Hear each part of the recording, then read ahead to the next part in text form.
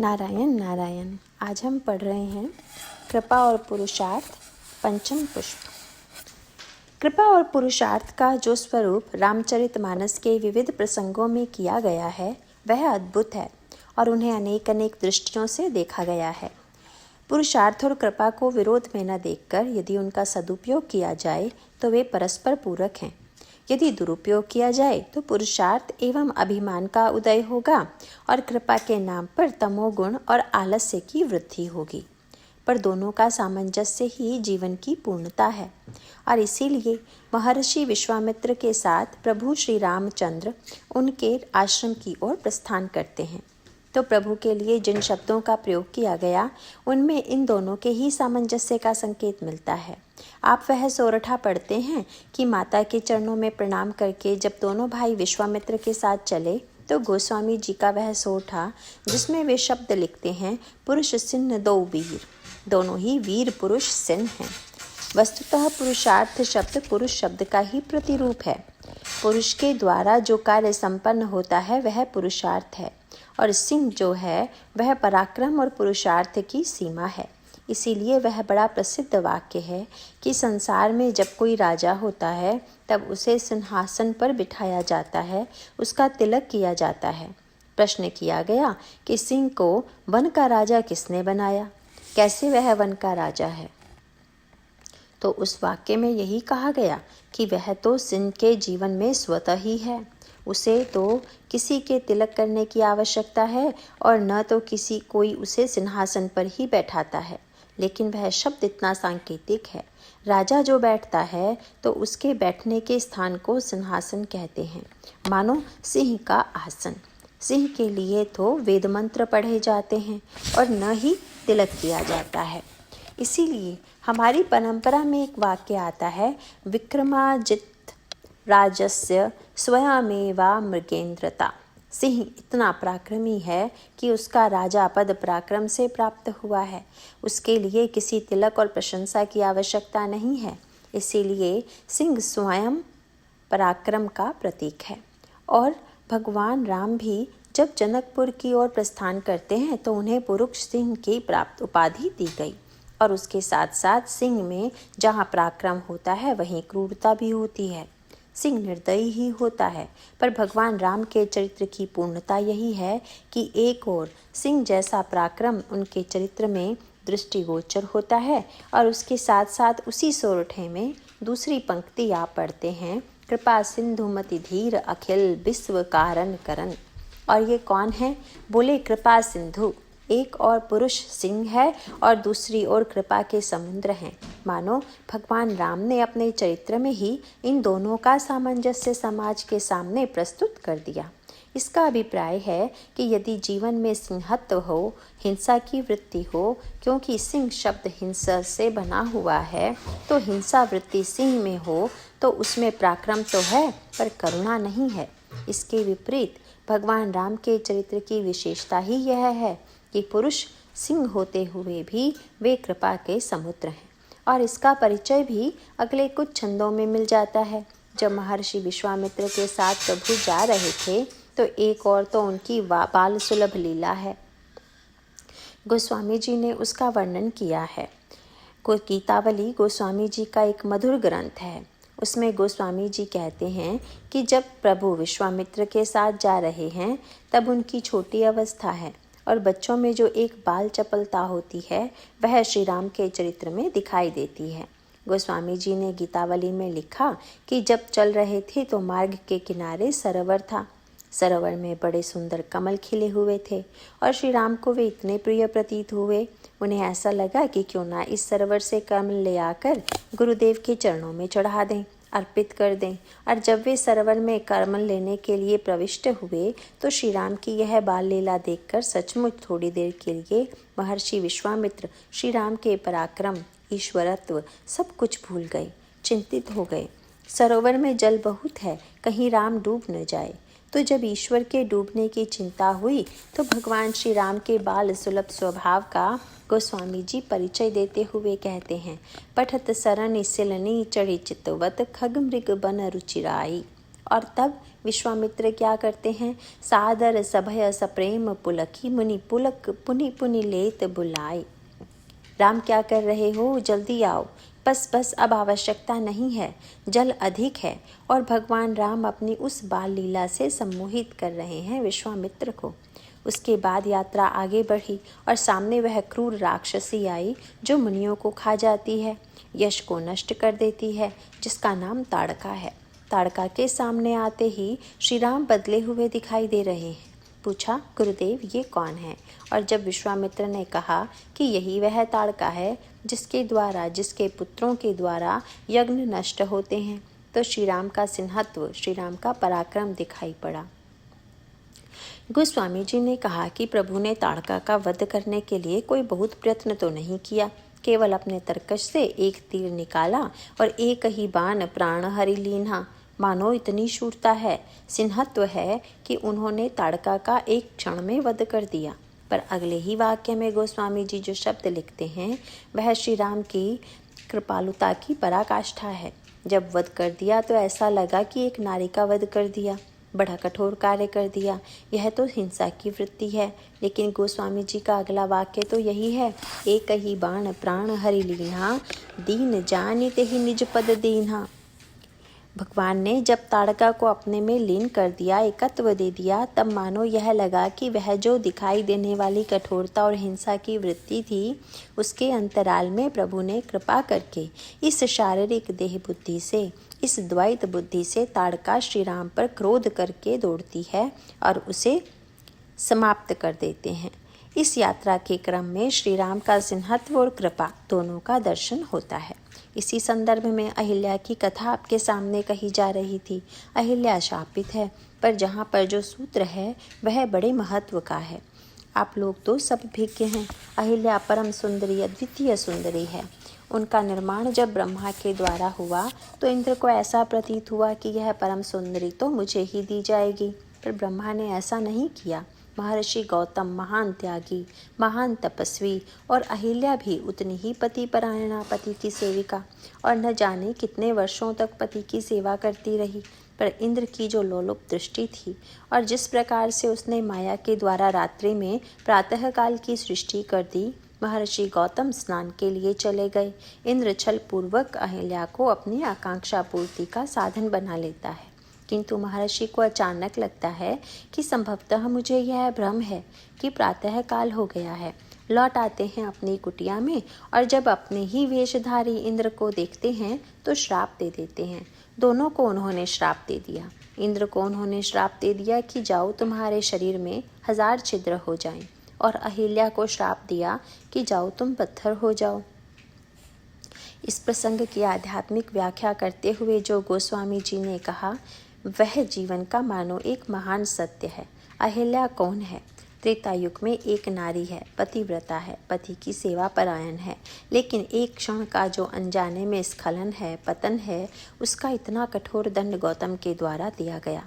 इसमें आध्यात्मिक संकेत यह है जिसे आप विनय पत्रिका के पद से समझ सकते हैं। गोस्वामी जी ने प्रभु से कहा कि प्रभु, मैंने सुना है कि एक नारी त्रेता युग में शिला हो गई थी, उसका आपने स्पर्श करके उद्धार कर दिया। मैं पूछना चाहता हूँ कि क्या आज भी वह संभव है? प्रभु ने कहा, कहाँ है वह अहिल्या? और तब वे विनय पत्रिका में कहते हैं, सहस सिलाते अति जड़मति भई है। मेरी बुद्धि जो है वही अहिल्या है। बहुत बड़े महत्व का सूत्र है। इंद्र पद प्राप्त होता है धर्म से, पुण्य से, और गौतम धर्म है। तो धर्म के 2 फल हैं, या तो धर्म के द्वारा व्यक्ति को स्वर्ग के धर्म प्राप्त होंगे, या दूसरा व्यक्ति वह है जो यह मानता है कि धर्म का फल इन भोगों को पाना नहीं है, अपितु वैराग्य है। धर्म ते विरति जोग ते स्याना। मानव बुद्धि के सामने अहिल्या बुद्धि है और उसके सामने जीवन के 2 दर्शन हैं, एक भोगवादी दर्शन और दूसरा त्याग और ज्ञान का दर्शन। भोगवादी दर्शन के अंतर्गत एक और इंद्र है जो भोग में संलिप्त रहना चाहता है, किंतु दूसरी ओर त्याग और ज्ञान के तपपुंज महापुरुष गौतम हैं।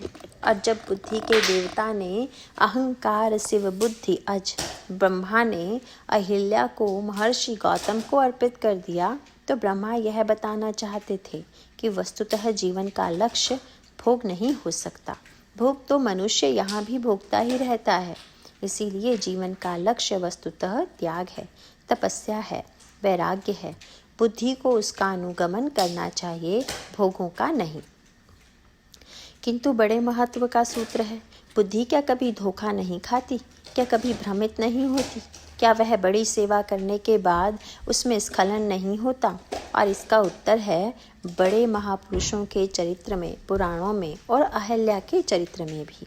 गौतम जी यह मानकर चले कि कहीं ना कहीं अहल्या के मन में वासना छिपी होगी, नहीं तो मेरा वेश बनाकर जब इंद्र आया तो वह पहचान सकती थी। निश्चित रूप से बाहर नहीं तो कहीं भीतर वासना का अंश छिपा है, और तब उन्होंने उसे पत्थर बना दिया। और उसका अभिप्राय है कि जब हमारी बुद्धि जड़ विषयों से स्वयं को जोड़ देती है तब वह पत्थर हो जाती है, जड़ हो जाती है। पर गोस्वामी जी ने कहा कि प्रभु, वह अहल्या तो एक बार ठगी गई, पर हमारी बुद्धि की अहल्या की अवस्था तो दिन रात हजारों अहल्याओं के समान हो गई है। बुद्धि से हम किसी न किसी प्रकार भोगों का समर्थन करते रहते हैं। इसीलिए कहते हैं सहस सिलाते अति जड़ मति भई है। तो सारी तपस्या, पतिव्रत धर्म, सेवा, विवेक अंतःकरण में छिपे हुए किसी न किसी क्षण में वासना के द्वारा हमारे जीवन को पतन की ओर ले जाते हैं। यही अहल्या के जीवन का सत्य है। पर फिर वही प्रश्न है कि कितना भी त्यागी, तपस्वी, साधन संपन्न हो, लेकिन वह यह दावा नहीं कर सकता कि उसके जीवन में एक क्षण के लिए भी बुराई नहीं आई। बुराई को स्वीकार करने के लिए कोई ना कोई तर्क वह ढूंढ लेगा। तब उसका उपाय क्या है? यहीं पर कृपा की आवश्यकता है। भगवान की कृपा और व्यक्ति का अभिप्राय यह है कि बुद्धि को आप कितना भी शुद्ध और पवित्र बनाइए, लेकिन कहीं ना कहीं वह स्खलित होगी, धोखा खा जाएगी। और तब दोनों संकेत सूत्र हैं। इंद्र ने पुण्य का दुरुपयोग किया। स्वर्ग में कितनी अप्सराएं हैं, उन अप्सराओं के होते हुए भी उसकी दृष्टि यदि अहल्या के सौंदर्य की ओर जाती है तो इसका अर्थ यह है कि भोग से व्यक्ति कभी तृप्त नहीं हो सकता। इस जीवन में भोगों से तृप्त न होना तो स्वाभाविक है, पर स्वर्ग में आकर भी किस स्थिति में भोग वासना दिखाई देती है, वह इंद्र का जीवन है। दूसरा पक्ष अहल्या के जीवन में लक्षित होता है कि इतने त्याग और तपस्या के बाद भी कोई छिपा हुआ संस्कार उन्हें स्खलित कर देता है। और तब इंद्र के शरीर में 1000 छिद्र होने का क्या अर्थ हुआ? जैसे आप घड़े में दूध रख दें, अमृत रख दें, लेकिन घड़े में यदि छिद्र है तब तो वह बह ही जाएगा। इंद्र के शरीर में 1000 छिद्र होने का संकेत यह था कि यह इंद्र पद तुम्हें पुण्य से मिला और पुण्य का फल तुमने भोग बना लिया। तो इस भोगासक्ति के कारण तुम कब तक इंद्र रहोगे? कितने छिद्र तुम्हारे चरित्र में हैं, जीवन में हैं। तुम्हारा पुण्य क्या समाप्त नहीं होगा? इसीलिए पुराणों में एक कथा आती है कि अनेक बार इंद्र को परास्त कर राक्षस स्वर्ग पर अधिकार कर लेते हैं। और इसका अभिप्राय है कि सारा पुण्य सब कुछ होते हुए भी जब व्यक्ति केवल भोगों में संलिप्त होता है तो दैत्य जो पुरुषार्थी हैं वे अपने पराक्रम पर विश्वास करते हैं, तभी वे इंद्र को परास्त करने में भी सफल होते हैं। इस प्रकार अहल्या और इंद्र का जो दृष्टांत है वह यह सिद्ध करने के लिए है कि हम कितने भी बड़े पुण्यात्मा क्यों न हों, कितने ही बुद्धिमान क्यों न हों, कितने ही अपने जीवन में योग नियम का पालन करने वाले क्यों न हों, पर किसी क्षण पल में किन्हीं संस्कारगत दुर्बलताओं के फलस्वरूप संचित समस्त पुण्यों का क्षय कर बैठते हैं, साधना को विनष्ट कर लेते हैं। इसका निराकरण कैसे होगा? निराकरण यह है कि जब दोनों गौतम के चरणों में गिर पड़े, यही एक बड़े महत्व का सूत्र है। एक व्यक्ति वह है जो बुद्धि के द्वारा भूल होने पर भूल मान लेता है, जीवन में पतन आने पर अपने अपराध को स्वीकार कर लेता है, और एक वह है जो बुद्धि के द्वारा अपने पाप का समर्थन करता रहता है। मानो जो जीवन में अपनी भोग वासनाओं का अपनी बुद्धि के द्वारा समर्थन करते हैं वे ही दैत्य और राक्षस हैं। वह एक अलग श्रेणी है। रावण को जीवन में कभी एक क्षण के लिए भी यह नहीं लगा कि जनक नंदिनी श्री सीता जी का हरण करके उसने कोई अपराध किया है। कोई पाप किया है। वस्तुतः असुरों में अपनी कमी को समझने की वृत्ति नहीं है। प्रत्युत साधक के लिए बड़े महत्व का सूत्र है कि हम अपने जीवन में यह स्खलन और पतन होने के बाद यह समझ सकें कि वस्तुतः यह हमारी बहुत बड़ी भूल है। इस अंतर के कारण ही हम इंद्र को देवता और रावण को राक्षस कहते हैं। यद्यपि दोनों में भोग की वृत्ति है, पर एक अंतर है। और तब महर्षि गौतम ने जो सूत्र दिया कि मेरे लिए तो यह संभव नहीं है, मैंने तो श्राप दे दिया, और बस इसका समाधान यही है कि श्री राम जब इस पथ पर आएंगे और उनके चरणों की धूल से तुम्हारे शरीर का स्पर्श होगा, तभी तुम्हारी जड़ता दूर हो जाएगी और तुम पवित्र हो जाओगी। इसका अभिप्राय यही है कि जब बुद्धि में जड़ता आ जाए तो बिना भगवान के चरणों का आश्रय लिए यह जड़ता दूर नहीं होती। इसीलिए जब महर्षि विश्वामित्र भगवान श्री राम को लेकर आते हैं और श्री राम से स्पष्ट कहते हैं कि अहल्या तो किसी साधन के द्वारा आप तक पहुंचने में सक्षम नहीं हो सकती, केवल आप अपने ही स्वभाव से, अपनी ही कृपा से इसे धन्य बना दें। गोस्वामी जी मानस ही नहीं, गीतावली विनय पत्रिका में भी संकेत देते हैं। गुरुदेव ने जब श्री रामभद्र से यह कहा कि अपनी चरण धूल इस पर डाल दो, तो श्री राम तो शील और मर्यादा के घनीभूत रूप हैं। बड़े संकोच में पड़ गए। क्या यह अशिष्टता नहीं है? क्या अमर्यादा नहीं है? भाई, आप किसी के चरण पर सिर रख दें तो यह तो प्रणाम करने वाले की विनम्रता हुई, पर आप बलात् अपना चरण किसी के सिर पर लाद दें, तब तो बेचारे के लिए वह चरण कष्टदायक हो जाएगा। मानो प्रभु को हिचकिचाते देखकर विश्वामित्र जी ने जो वाक्य कहा वह बड़ा मधुर है। मैं नहीं कह रहा हूँ। तब गौतम नारी श्राप बस उपल देह धरि धीर, बहुत सुंदर संकेत है। पुरुषार्थी व्यक्ति अधीर होता है, पर जो कृपा चाहता है उसे धीर होना पड़ेगा। इसका अर्थ यह है कि पुरुषार्थी यह सोचता है कि सफलता तो मेरे पुरुषार्थ पर निर्भर है, जितना जल्दी करूँगा उतनी जल्दी सफलता मिलेगी। तो जो कृपा चाहेगा उसे धैर्यपूर्वक प्रतीक्षा करनी होगी। तब एक महत्व का सूत्र यही है कि पुरुषार्थ में सक्रियता है और कृपा में प्रतीक्षा है।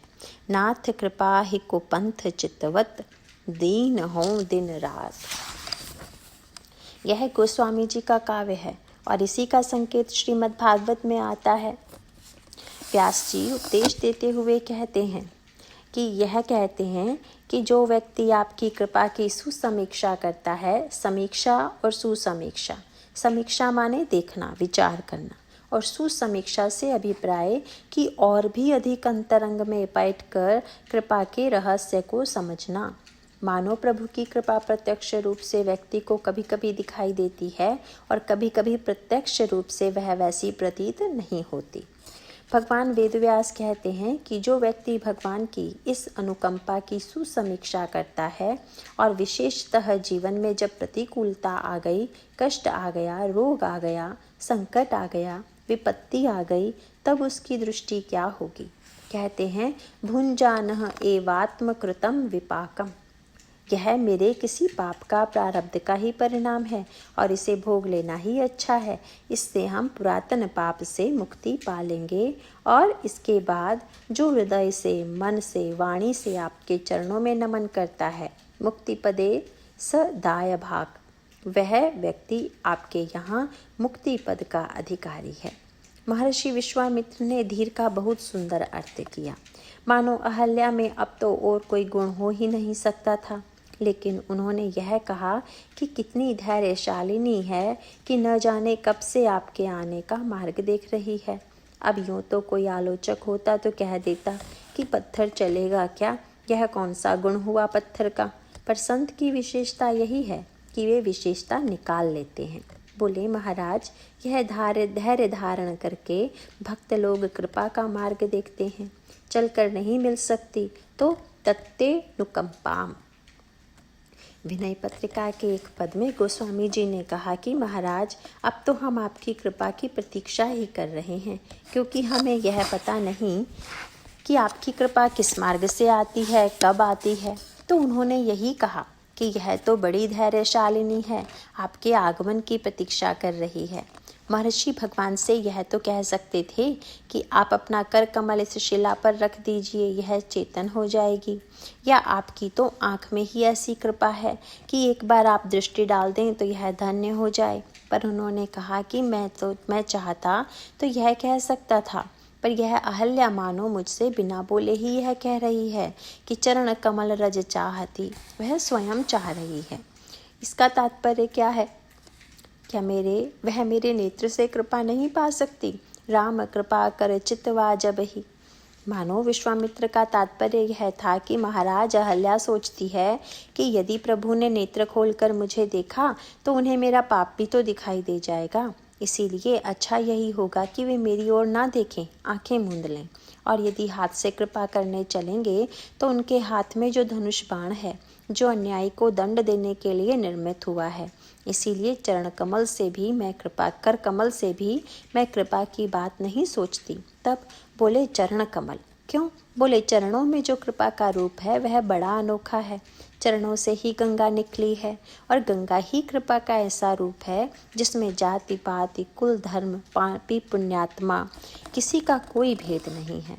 तो आपके जिन चरणों से गंगा निकली है उन्हीं चरणों की धूल अहल्या चाहती है, आप उन्हें यही दे दें। भगवान ने गुरुदेव की आज्ञा का पालन किया। अहल्या भगवान की चरण धूलि पाकर धन्य हुई। उसके पश्चात महर्षि गौतम उन्हें लेने के लिए स्वयं आते हैं। गौतम पधारेतीय गौनों सो लिवाए के। यह नहीं कि यह समझा कि चलो कि पापिनी को हमने क्षमा कर दिया तो जैसे विवाह होता है उसमें तो मिलता ही है, पर जब गौने में आएगा तब तो कुछ न कुछ अतिरिक्त मिलेगा ही। तो महर्षि गौतम को लगा कि बहुत अच्छा है, अहिल्या को वह मिल गया जो मुझे नहीं मिला। ब्राह्मण मुनि मानकर भगवान राम अपना चरण तो मुझे देंगे नहीं, और अहल्या ने पा लिया। गौतम पधारेतीय गौनों सो लिवाए के। और अहल्या जब जाने लगी तो अहल्या ने कह दिया। अहल्या का यह बहुत सुंदर वाक्य था, विनते प्रभु मोरी मैं मति भोरी। महाराज, मैं बुद्धिमती कही जाती हूँ, पर कितनी बुद्धि भोली थी, ठग ली गई। तो विनती प्रभु मोरी मैं मति भोरी, नाथ न मांगऊँ बर आना, पद कमल परागा रस अनुरागा, मम मन मधुप करय पाना। मन तो भोरे की तरह है, भोरा तो जहाँ रस देखता है वहीं आकृष्ट हो जाता है, लेकिन आपके चरण कमल का मकरंद का पान यदि मेरा मन भ्रमर करेगा तो फिर किसी सांसारिक आकर्षण की ओर वह बुद्धि और वृत्ति नहीं जाएगी। मानो यह सामंजस्य है, और इसीलिए जीवन में कृपा की आवश्यकता है। व्यक्ति इसे यदि गहराई से देखे तो अनेक बार जाने अनजाने में हमसे भूल होती है, स्खलन होता है। भगवान श्री राम अहल्या का उद्धार कर अपनी यात्रा में आगे की ओर बढ़ते हैं, और उस प्रसंग में गोस्वामी जी बहुत मीठी बात लिखते हैं कि श्री राम को देखकर यह बिल्कुल नहीं लगता कि वह अहल्या उद्धार का बहुत बड़ा कार्य करके जा रहे हैं। चले राम लक्ष्मण मुनि संगा। उन्होंने गुरुजी से प्रश्न किया कि अनजाने में यदि कोई अपराध हो जाए तो क्या उसके लिए कोई ऐसा प्रायश्चित है जिससे तत्काल उसे लाभ हो? गुरुजी ने हंसकर पूछा, कौन सा ऐसा पाप हो गया? बोले, एक महात्मा की पत्नी को मैंने अपने चरण से छू दिया। कृपा की पराकाष्ठा क्या है? कृपा में भी कृपालुता का यदि अपमान हो जाए कि मैं बड़ा कृपालु हूँ और इस पर कृपा कर दी, तो कृपा करने वाला तो अभिमानी हो गया। भगवान राम ने पूछा कि इस भूल का प्रायश्चित क्या है? विश्वामित्र ने कहा, तो फिर गंगा में नहा लो। व्यंग था कि गंगा तो तुम्हारे चरणों से निकली है, बड़ी उदारता से बरसा दिया तो बादल क्या समझेगा?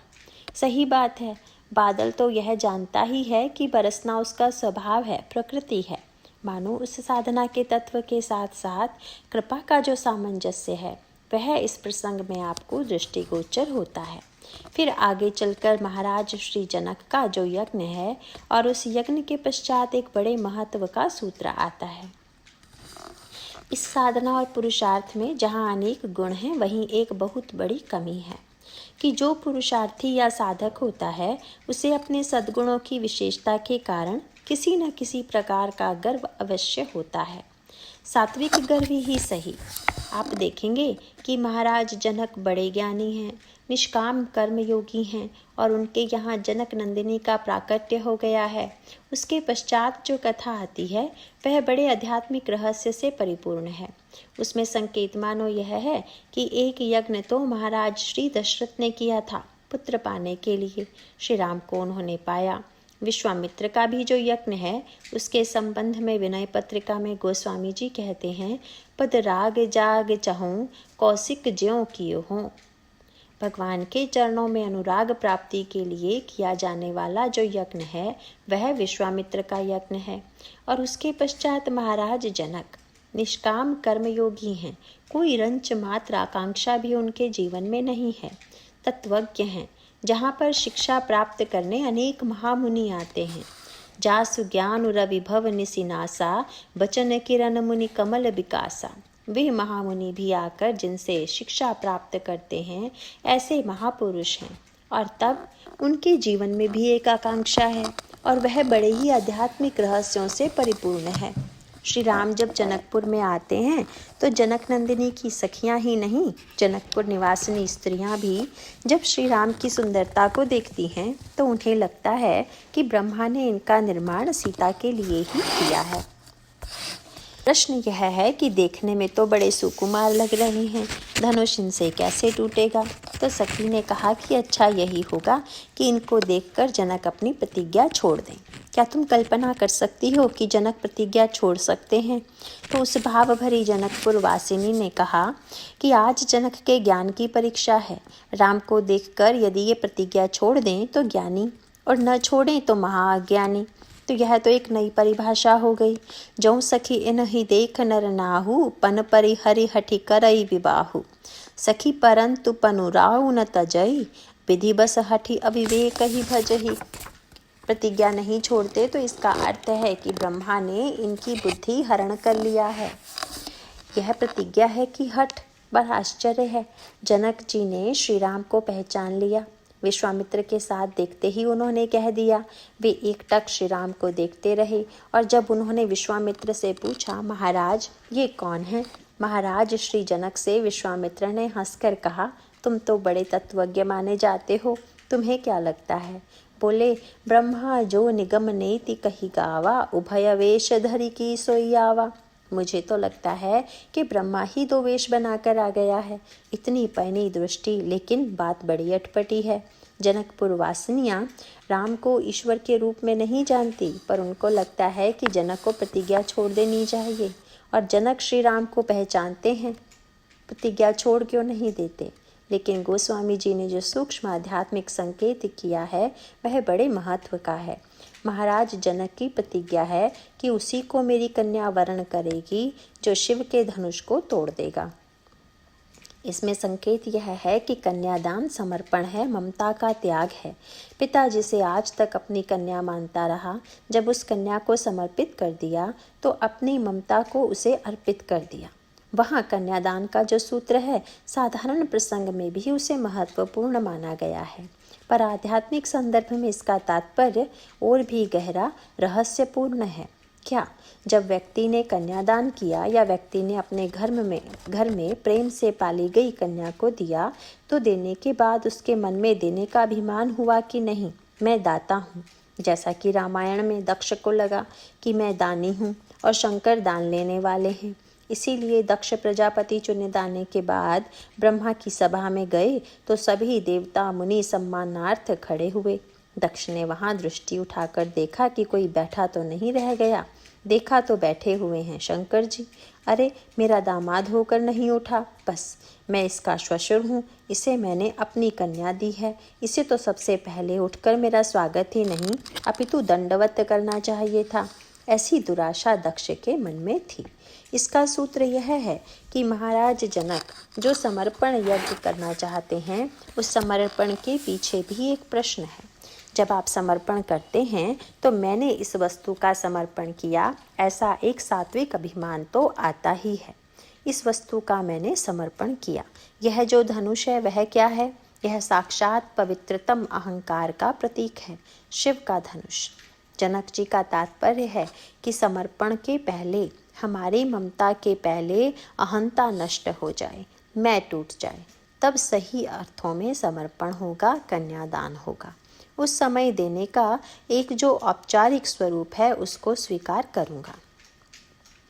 जनकपुर की भावुक स्त्रियों ने श्री राम को देखकर जब सब कुछ छोड़ दिया तो जनक को और क्या, बस प्रतिज्ञा भर उनको छोड़ देना चाहिए। और दृष्टांत बहुत सुंदर दिया। पारस जो घर मिलए सुमेरु की जाए। किसी ने सुना कि सोने का पहाड़ है, अच्छा तो हम जाएंगे सोने के पहाड़ से सोना लाएंगे। सवेरे उठे तो कोई महात्मा आ गए, उनके पास पारस पत्थर था। उन्होंने कहा कि यह पारस है, घर बैठे चाहे जितना सोना बना लो। पार्वती मंगल में एक सखी कहती है कि इसको सुनने के बाद भी यदि कोई कहे कि मैंने तो प्रतिज्ञा की है, मैं तो सुमेरु पर्वत पर जाऊंगा ही, और उससे बढ़कर अविवेकी कौन होगा। पारस जो घर मिलए सुमेरु की जाए। जब राम जैसा पारस सामने है तो यह प्रतिज्ञा का सुमेरु किस काम का। जनक दृढ़ थे, लेकिन एक बड़े महत्व की बात है। इतना ज्ञान था जनक को, सब कुछ था। महाराज जनक के बंदी ने आकर सूचना दी कि जो धनुष तोड़ेगा, और श्री राम अविचल भाव से बैठे हुए हैं। यह क्या हुआ? भगवान राम को जनक पहचानते हैं। श्री राम तो परम उदार हैं। जनक नंदिनी के प्रति उनका प्रेम विख्यात है। उठकर तोड़ देते, पर बहुत बड़ा सूत्र है। क्या? जनक के जीवन में भी एक बड़ा अभिमान है धनुष के रूप में। शंकर के धनुष टूटने की बात तो है, पर उनको जो अभिमान है हुआ करता है, बड़ा कठिन है। क्या?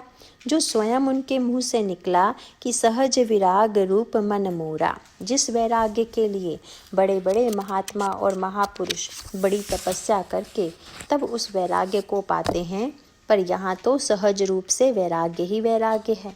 अन्य वस्तु के अभिमान की बात जाने दीजिए।